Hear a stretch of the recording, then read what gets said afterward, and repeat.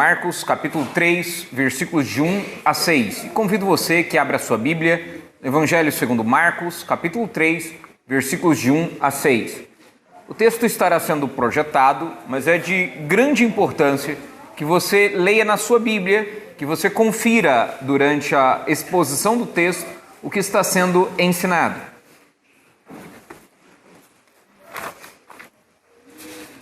Evangelho segundo Marcos, capítulo 3, versículos de 1 a 6. Assim diz a palavra do Senhor. De novo, entrou Jesus na sinagoga e estava ali um homem que tinha ressequida uma das mãos. E estavam observando a Jesus para ver se o curaria em dia de sábado, a fim de o acusarem. E disse Jesus ao homem da mão ressequida: vem para o meio.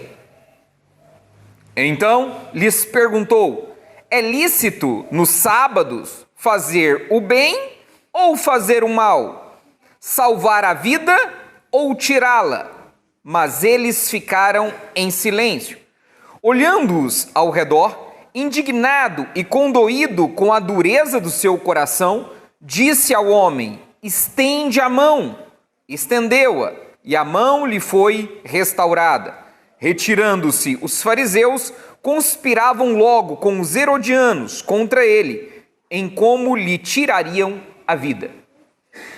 Meus irmãos, hoje eu queria encerrar uma série de histórias e também uma série de sermões que Marcos vai tratar sobre conflitos que Jesus estava enfrentando. Nós começamos, ao fazer toda a exposição do Evangelho de Marcos, começamos no capítulo 2, uma série de conflitos de Jesus junto com os escribas e fariseus. No capítulo 2, nós vimos a autoridade de Jesus para perdoar pecados, quando ele foi questionado sobre isso.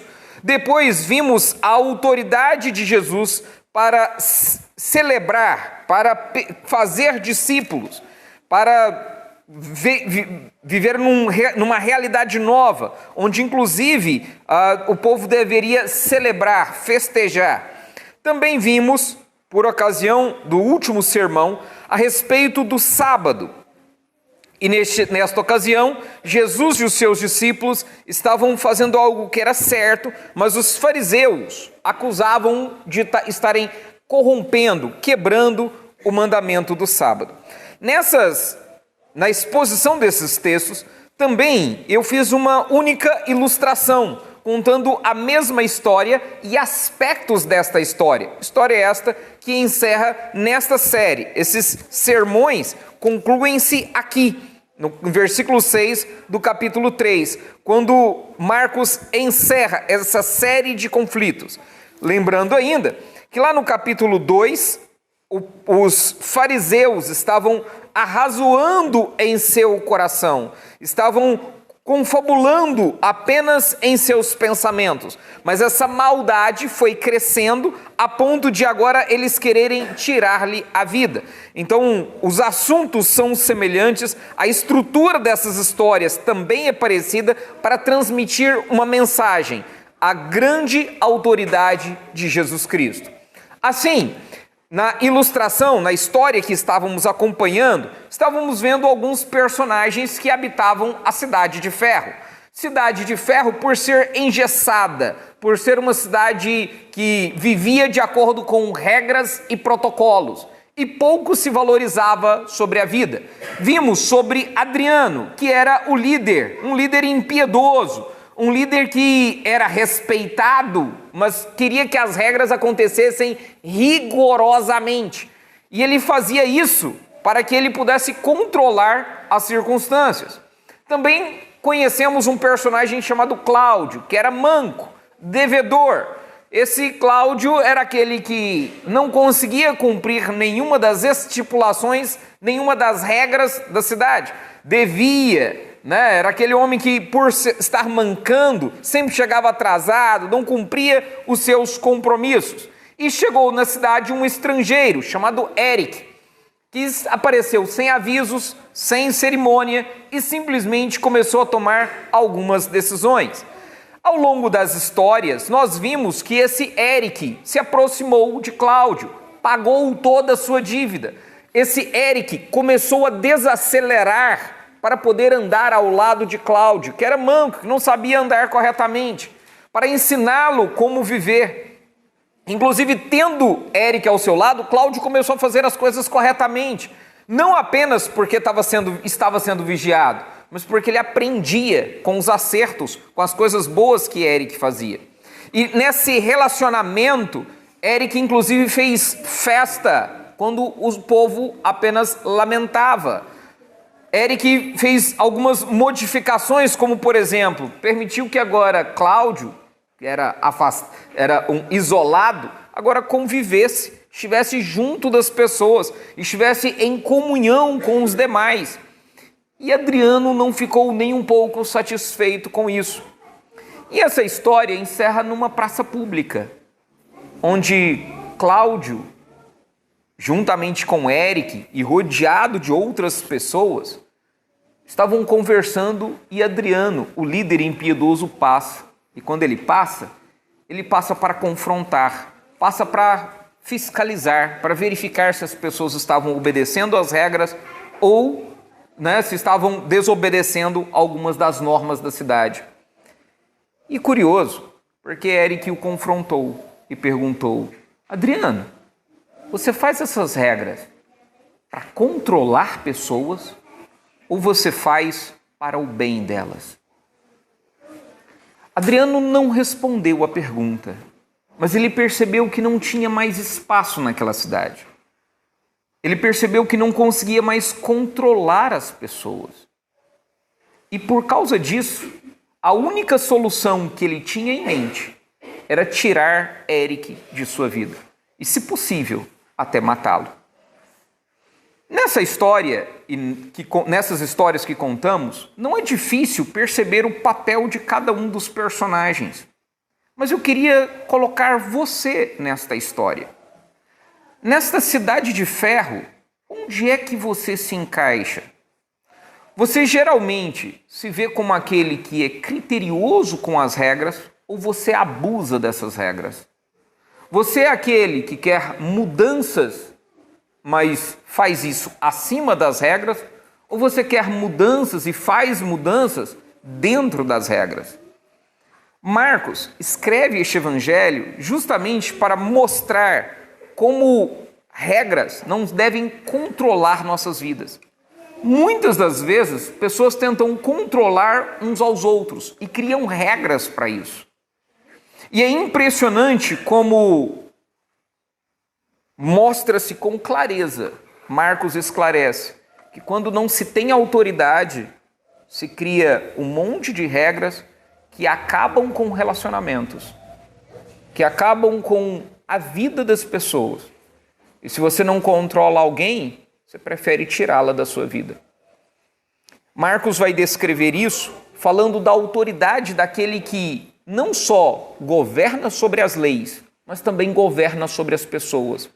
É aquele que ensina você não somente obedecer às leis, mas também se relacionar com o seu semelhante.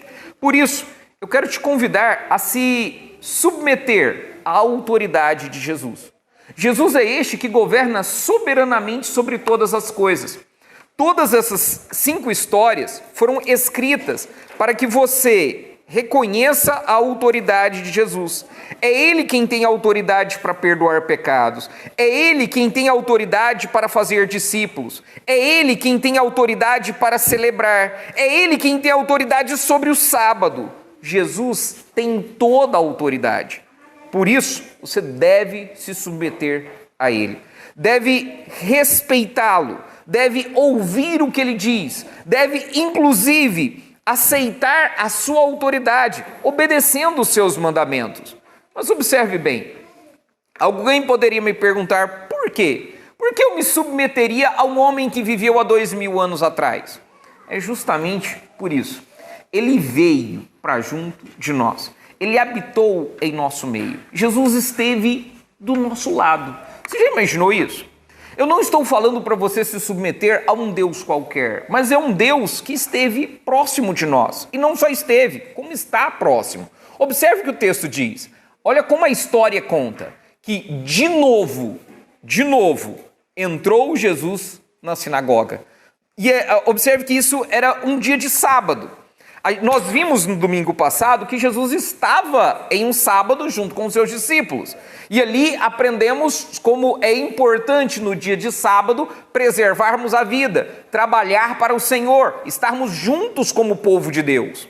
Aqui ele destaca o que Jesus fazia no sábado. De novo, entrou Jesus na sinagoga. Jesus, no dia de descanso, estava na sinagoga junto com os seus. A sinagoga naquela época era como a igreja nos dias de hoje.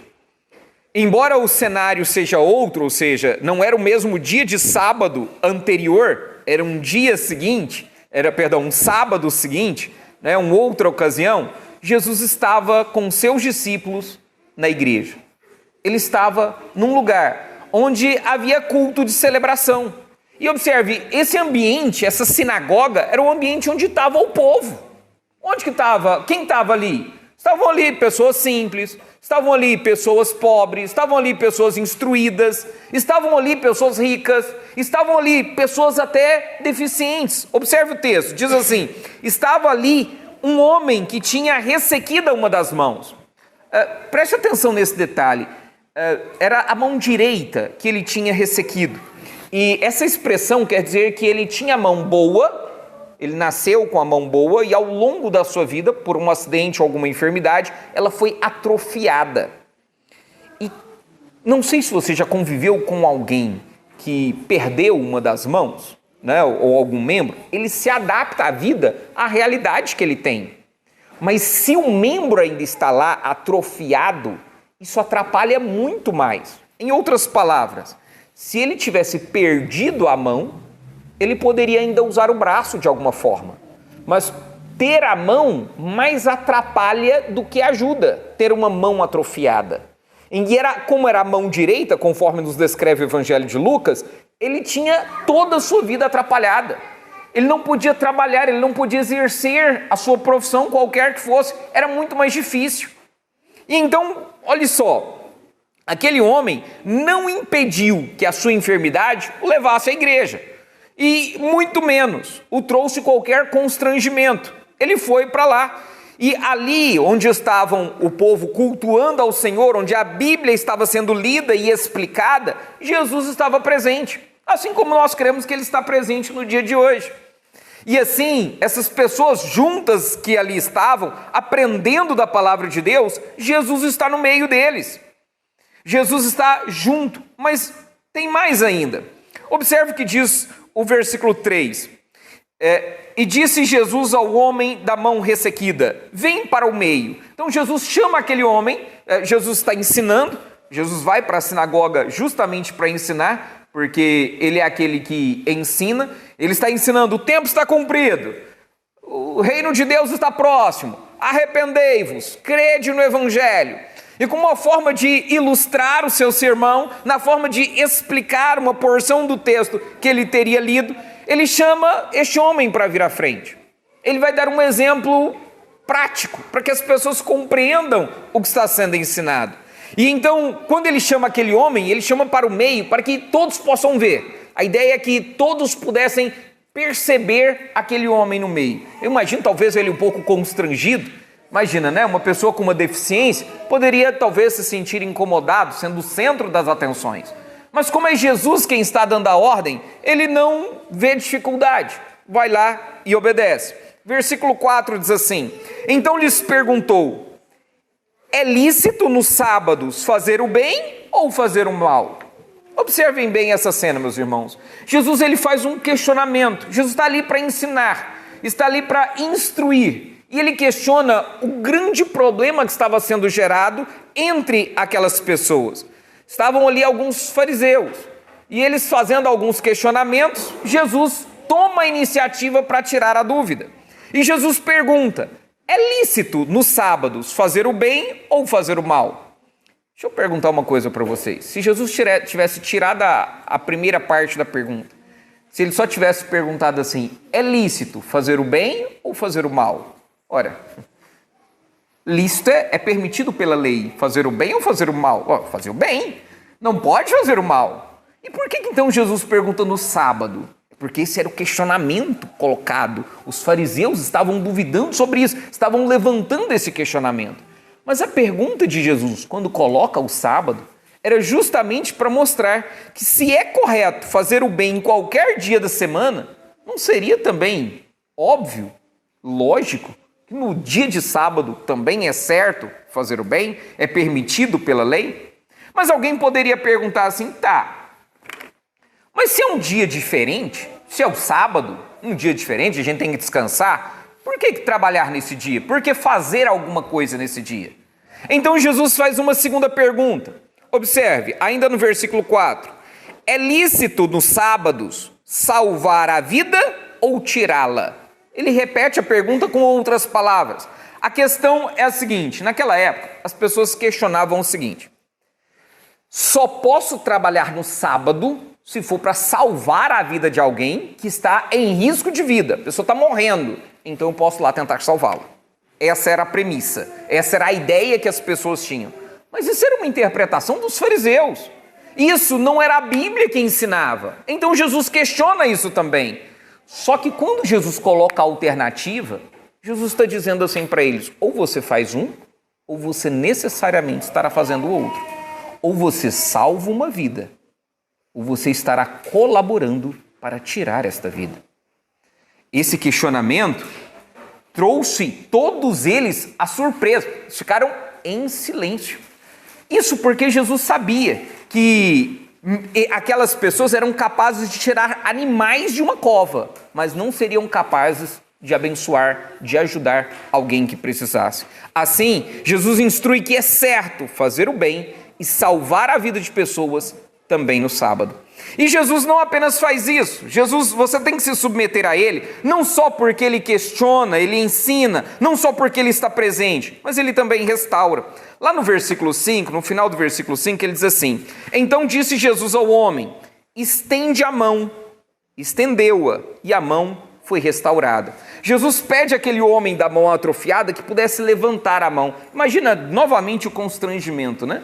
Eu fico observando essas cenas, em que de vez em quando Jesus nos coloca no centro das atenções, e a gente quer ficar quietinho, né? A gente não quer destaque. E outras ocasiões em que a nossa maior deficiência, o nosso maior ponto fraco é evidenciado.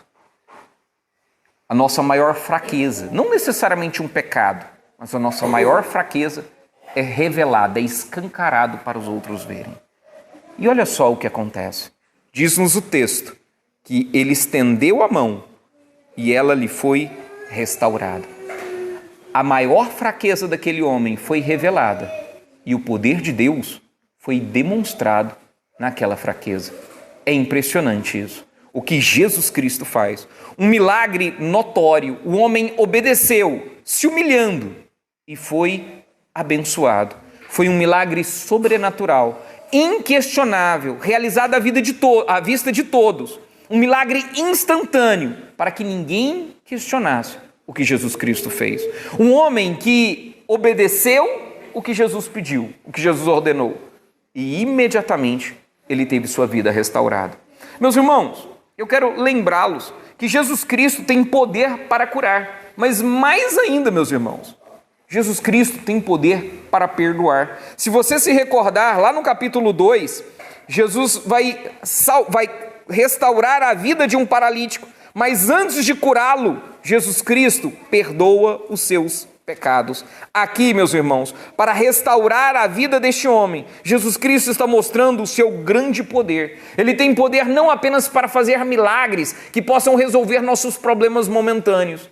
Jesus tem poder para fazer o maior dos milagres. Jesus tem poder para perdoar pecados, porque Jesus, o Filho de Deus, aquele que tem toda a autoridade, se esvaziou, veio habitar entre nós, morreu em uma cruz para perdoar os pecados do seu povo. Jesus tem poder sobre as enfermidades, mas mais ainda, por causa da sua morte na cruz, Ele pode perdoar pecados. Jesus foi morto, meus irmãos, mas Ele ressuscitou. Ressuscitou num domingo, inclusive. Hoje nós celebramos não o sábado, celebramos o domingo, por causa da ressurreição de Jesus Cristo. Hoje, o cristão pode fazer o que é certo para celebrar a ressurreição de Jesus Cristo. Hoje nós abençoamos os nossos irmãos por celebrar a ressurreição de Jesus Cristo. Hoje nós fazemos o bem para celebrar a ressurreição de Jesus Cristo. E eu quero te dizer o seguinte: no dia do Senhor, você tem que vir para a igreja. Nós chamamos de domingo, né, o dia do Senhor. É a forma latina de dizer o dia do Senhor. E nesse dia, venha para a igreja. Eu sei que tem um monte de outras obrigações, eu sei que tem um monte de outras coisas que você tem para fazer, mas Deus separou de segunda a sábado para você fazer as suas obrigações, para que você cumpra cada uma dessas obrigações. O dia do Senhor é justamente para vir à igreja. Jesus Cristo, no dia de sábado, estava na igreja. Por isso, guarde o sábado cristão. O que é o sábado cristão, meus irmãos? É o domingo. Venha para a igreja. No dia do Senhor, venha para a igreja. A Igreja Presbiteriana de Jardim IP tem escola bíblica dominical para você começar o dia na casa do Senhor. Para que você, à noite, às 18 horas, venha também celebrar junto com a igreja. É um momento onde todo tipo de gente se reúne. E eu sei que às vezes as pessoas pensam assim: poxa, pastor, mas na igreja tem muita gente ruim. Nas sinagogas não tinham apenas pessoas boas, mas Jesus estava lá também. O povo de Deus, os seus discípulos, estão junto com Ele. Então, no dia do Senhor, venha para a igreja. É tempo de abençoar pessoas. E esse tempo é agora. No dia de domingo, eu queria propor algo para os irmãos. Eu sei que vocês têm um monte de afazeres, mas eu queria que os irmãos descansassem um pouco mais no domingo. Que no domingo, você aproveite para visitar uns aos outros. Estar junto, os irmãos, e visitar um ao outro no domingo. Você já percebeu que se faz um monte de coisas e se esquece da comunhão, de estarmos juntos? Vá visitar um dos seus irmãos no domingo, no dia do Senhor. Ir lá visitá-lo, fazer uma oração com ele, ler a Bíblia, com os enfermos. É um dia de misericórdia, um dia de abençoar pessoas. Jesus mostra isso na prática. Deixa eu tentar dizer novamente. Jesus tinha várias possibilidades de ensinar, mas ele ensina na prática. Além das coisas que ele dizia, ele também ensinava na prática. Sabe como que você vai aprender? É colocando em prática. É estando junto com as pessoas. Às vezes ficamos tão perdidos com regras e leis que nos esquecemos das pessoas. No domingo passado, vimos que o sábado foi feito por causa do homem. E muitas vezes nós nos tornamos escravos do domingo. O domingo é um dia de prazer, é um dia de deleite, é um dia de comunhão. Por isso, no domingo, venha para a igreja, cultue, esforce-se para isso, dedique-se para isso. E, se possível, em sua casa, leia a Bíblia. Alguns vão dizer assim: pastor, se eu fizer isso eu não vou descansar. Queria só dizer duas coisas para os irmãos. Primeiro, quem criou você foi Deus. E é bem provável que o tempo que você gasta com redes sociais, às vezes ocupe mais o seu tempo do que o tempo que você poderia de fato descansar. Né? E outra coisa, segunda informação que eu quero esclarecer para os irmãos: nosso descanso é o Senhor. Vou esclarecer novamente quando eu digo que o nosso descanso é o Senhor. Você já pegou um feriado, ou às vezes até suas férias mesmo, e você encerra as suas férias e fala: nossa, estou até cansado de tanta coisa que eu fiz nessas férias. E mesmo assim, você está revigorado. Não é assim? Já percebeu isso? Então vamos imaginar, você faz uma viagem e ocupa a sua mente, faz um monte de coisa. Isso é uma coisa boa, tem que fazê-lo. Não estou proibindo de fazer isso, não. Não estou criando mais uma regrinha aqui, não. Eu estou dando ideia para os irmãos e mostrando que isso é possível. Se você, no dia de descanso, descansar fazendo uma coisa boa, abençoando pessoas, ajudando quem de fato precisa e não cuidando dos seus próprios afazeres, certamente você encontrará um descanso que nenhum soninho é capaz de te dar. Experimente.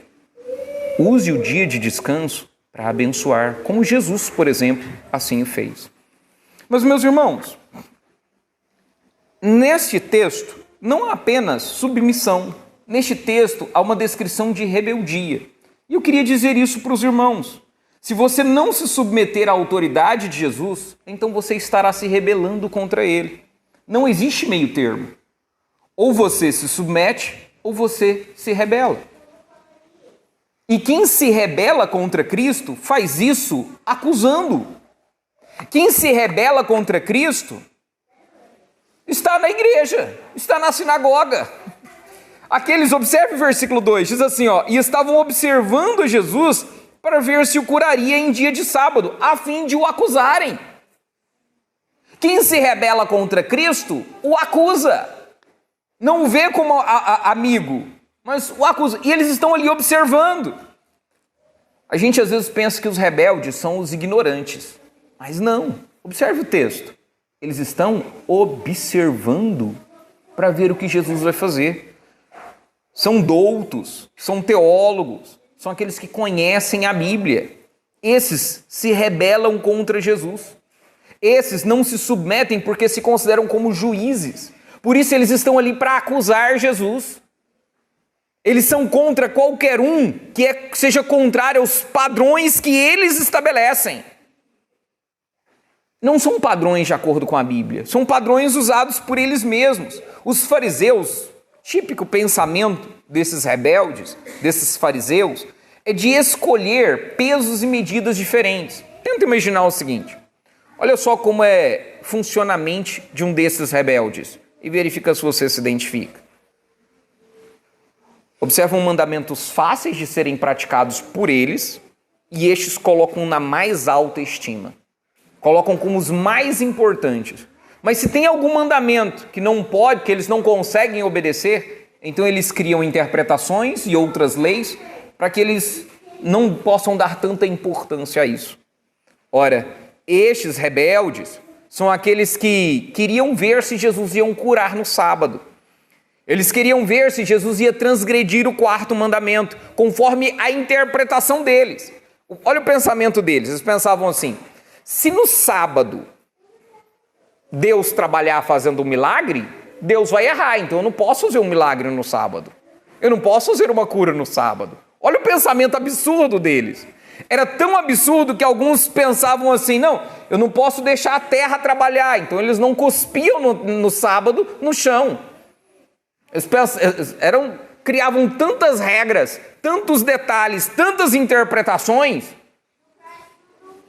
Mas observe, eles não queriam fazer isso para ajudar as pessoas. Eles não tinham o objetivo de ver as pessoas descansando, desfrutando da presença de Deus. O objetivo destes homens era querer controlá-los. Eles não queriam aprender com Jesus. Eles queriam ver se Jesus ia fazer algum milagre para poder acusá-lo. E observe que o coração destes homens era duro. O coração dos rebeldes é duro. É um coração terrível. Olha como o texto diz.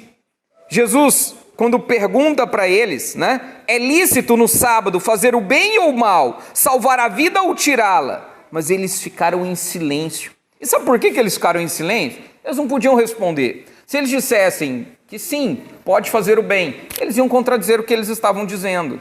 Se eles dissessem, não pode fazer o bem, então pode pecar no sábado? Seria mais absurdo ainda. É certo preservar a vida, salvar a vida no sábado? Aqueles homens eram maus. No Evangelho de Mateus diz que Jesus dizia para eles, vocês salvam um animal que está numa cova, mas não salvam uma pessoa que precisa de ajuda. Eles tinham seus valores invertidos, valorizavam mais coisas do que pessoas. Esses rebeldes são tão terríveis, têm os seus corações tão endurecidos, que o texto diz logo em seguida no versículo 5, olhando-os ao redor, indignado e condoído com a dureza de seu coração. Observe isso, meus irmãos, olha que a reação de Jesus a estes corações rebeldes. Jesus fica indignado, Jesus os olha ao redor, a ideia de olhar para todos eles, Jesus olha para eles. e fica condoído e também indignado. São dois sentimentos aparentemente antagônicos. É como se a indignação, a ira e a justiça de Jesus estivesse para vir sobre eles. Mas Jesus estava condoído, triste. E isso segurava a ira de Jesus, a misericórdia de Jesus para com aqueles homens maus e endurecidos.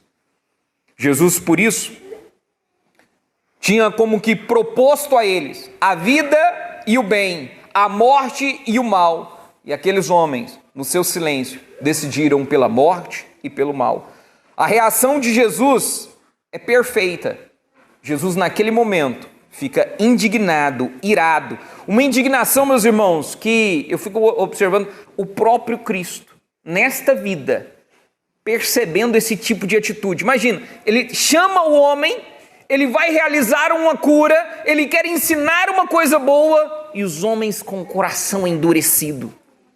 E Jesus ainda assim realiza milagre, ainda assim demonstra misericórdia. Meus irmãos, quero dizer para você, hoje a misericórdia de Deus freia a sua justiça. Hoje Jesus tolera seus pecados, tolera o seu coração duro, por causa da sua grande misericórdia e porque ele é compassivo. Mas, meus irmãos, chegará um dia em que a misericórdia de Deus será encerrada, em que ela não mais freará a justiça divina. E por isso os homens receberão apenas a justiça e a indignação do Filho do Homem, que virá com todo o poder e glória. Por isso, este é um momento propício para que você questione, o seu coração, a dureza do seu coração, e clame por misericórdia. Mas, meus irmãos, esses rebeldes à autoridade de Jesus também o rejeitam, não aceitam. Observe, versículo 6, diz que mesmo depois do versículo 5, Jesus ter realizado a cura, o versículo 6 diz assim: retirando-se os fariseus, conspiravam logo com os herodianos contra ele, em como lhe tirariam a vida. Meus irmãos, eu quero que você perceba a maldade no último degrau dela, no pior tipo possível. Esses homens, que inicialmente só estavam maquinando no seu coração, agora estavam se aliando às piores pessoas possíveis. O pior padrão que havia eram os herodianos. Eram políticos que eram a favor de Roma. Eram políticos que eram a favor de Herodes. Eram pessoas que não tinham compromisso nenhum com Deus. Mas depois de um milagre evidente, depois de uma demonstração, depois de uma argumentação inquestionável, aqueles homens, com seus corações endurecidos, se lançaram contra Deus, se lançaram contra Jesus Cristo, se rejeitaram a Jesus e fizeram alianças profanas. Eles rejeitaram a Jesus para matá-lo. Eles estavam em oposição a Jesus e se aliaram aos adversários de Jesus. Mas ainda que se unam, ainda que se levantem, ainda que o ódio a Cristo possam unir pessoas por todo lado, essa união não se sustenta. Assim como a Torre de Babel não se sustentou quando toda a população se juntou, se uniu contra Deus, mesmo que todos possam se reunir contra o Filho de Deus, nem o diabo, nem a morte podem vencê-lo. Se você não se submete à autoridade de Jesus Cristo, você será um rebelde contra ele. Por isso, você precisa decidir e tomar essa decisão agora mesmo. É uma decisão urgente. Observe, o texto nos conta uma história, ele encerra uma série de situações onde houve grande conflito entre os rebeldes e Jesus Cristo. E eu pergunto, em que lado você está nessa história? Você vai se submeter ou vai se rebelar? Você vai fazer o bem ou vai fazer o mal? Você está com o povo de Deus ou contra Jesus Cristo?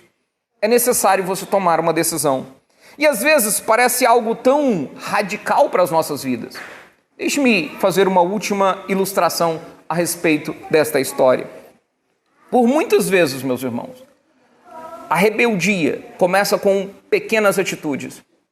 Jesus comenta, o texto é sobre fazer algo ou não no sábado. É dedicar-se a Cristo ou não. É confiar no seu senhorio ou não. Às vezes as coisas começam bem pequenas. Às vezes a rebeldia começa no seu coração e você deixa ela lá. Você endurece parte do seu coração. E logo em seguida, continua e alimenta e permite que isso cresça. Meus irmãos, novamente, essa história começou lá no capítulo 2, com homens que não estavam com tanta maldade em seu coração, mas encerra aqui no capítulo 3, versículo 6, com a pior das alianças, indo contra Jesus Cristo. A sua decisão precisa ser para já.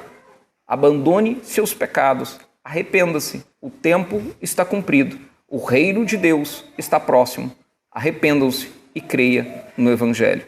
É momento de decisão, é momento propício. O dia do Senhor é o momento ideal